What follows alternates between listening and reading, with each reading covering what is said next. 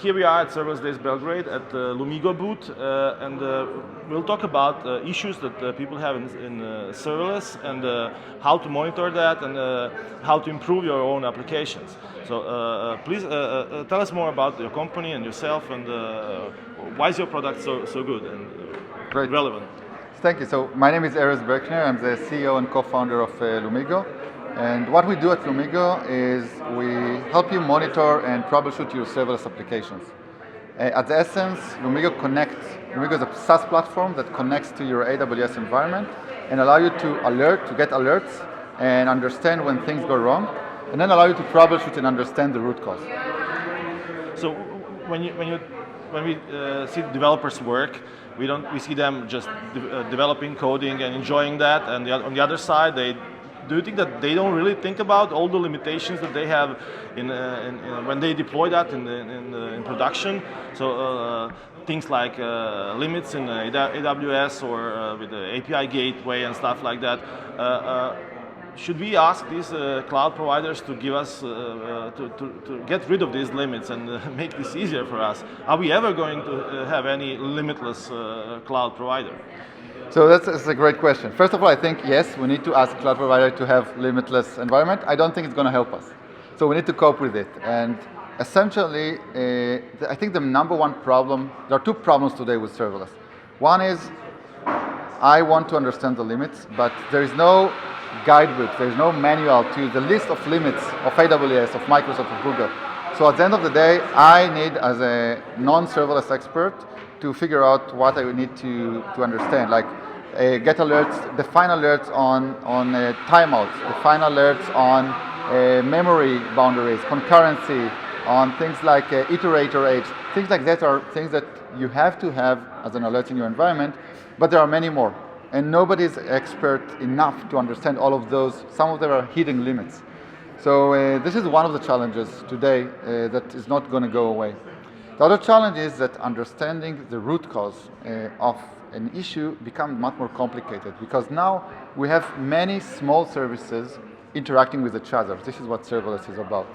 And understanding from one service that failed, what was the originating request and where is the root cause across all those services is a big challenge. This is all about what is called distributed tracing, correlating events in order to understand the root cause, and that's a must in serverless today. So sometimes you need to look for accumulated result and see that, okay, we have this giant timeout, but when you get into 1,000 functions, you cannot find which one exactly caused this extra. So the problem is getting bigger. Bigger and much more distributed. And because it's so hard to debug in serverless, so we have we are back to the early days when we just made things, put these things in log and then watch the logs, and it's harder. Just we probably have to ask them for debugging cloud and stuff like that, so to avoid that. But tell us more about your product. Would you like to show us something and tell us how your product improves this? Yeah, okay. I would love to. So tell us more about the product.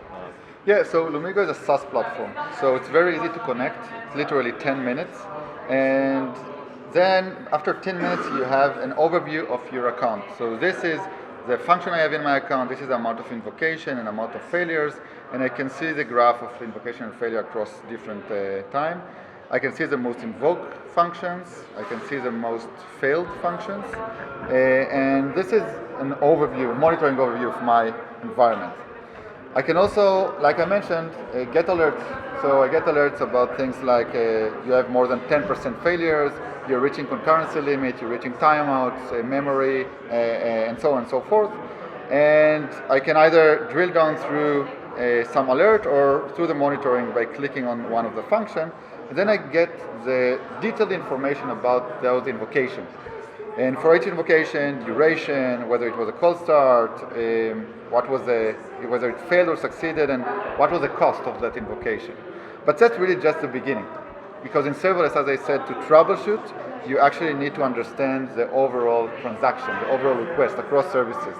So by clicking on that, I can actually get to see the overall request across the different services. This is a map that Lumigo generates automatically for our customers.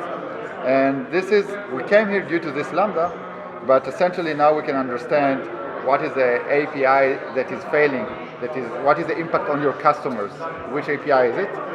And by clicking on, for example, on the DynamoDB, to understand what happened, I can see information about that specific invocation and the failure. So I can see what I tried to write to DynamoDB, what were the inputs and the item I tried to write, and what was AWS response, why did it fail. This is an empty string. I can see there is actually an empty string over here. And this is information that doesn't exist in CloudWatch. You need to either log it yourself or to use Lumigo to do that. And you can go back to the screen and see the lambdas that invoke that. So you can go to any service and see the specific invocation of the service that caused this failure across the different services. See stack traces, events, environment variables, logs. All of these are things that Lumigo generates automatically for you, and this is how it makes it simpler to debug. Okay. Can you tell us how developers have to start with the platform? What do they need to add to their code or wherever they have to do that? Yeah. So how it changes the code, or can you just plug it in easily? Yeah. So we worked very hard for this to be very simple. It plugs into your environment. We have a serverless plugin, serverless framework plugin. So if you use that, it's actually zero code changes you need to do. Great.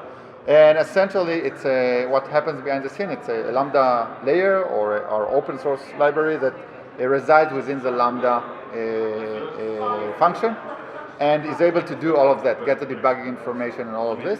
And there's also a read-only IAM role that gets the logs to our environment to show you. So that's a minimal impact to the production environment. Yeah, it's a sub 5 millisecond impact in terms of performance. So tell us, if I can ask you about the platform that you used to develop the whole, is this all serverless?